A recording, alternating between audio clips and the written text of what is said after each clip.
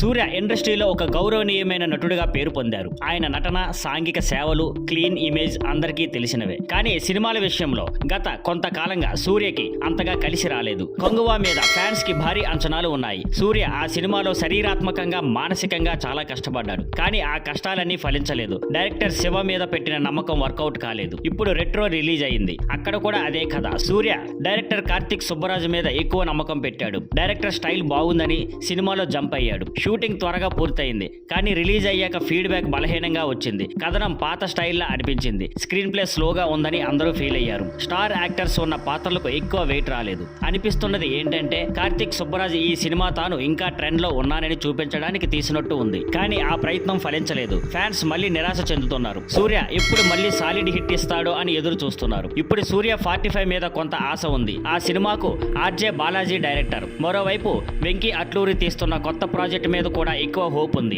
Sir, lucky Bhaskar లాంటి సినిమాలు తీసిన వెంకీ అట్లూరి ఈసారి సూర్యకి సూట్ అయ్యే మంచి కథతో వస్తారని టాక్. ఈ 2 సినిమాలు క్లిక్ అయితే సూర్య మళ్ళీ ట్రాక్ లోకి వస్తాడు. లేకపోతే మళ్ళీ మార్కెట్ లో బలోపేతం చేసుకోవడం కష్టం అవుతుంది అని అనిపిస్తుంది. Thank you for watching. Please like, share and subscribe.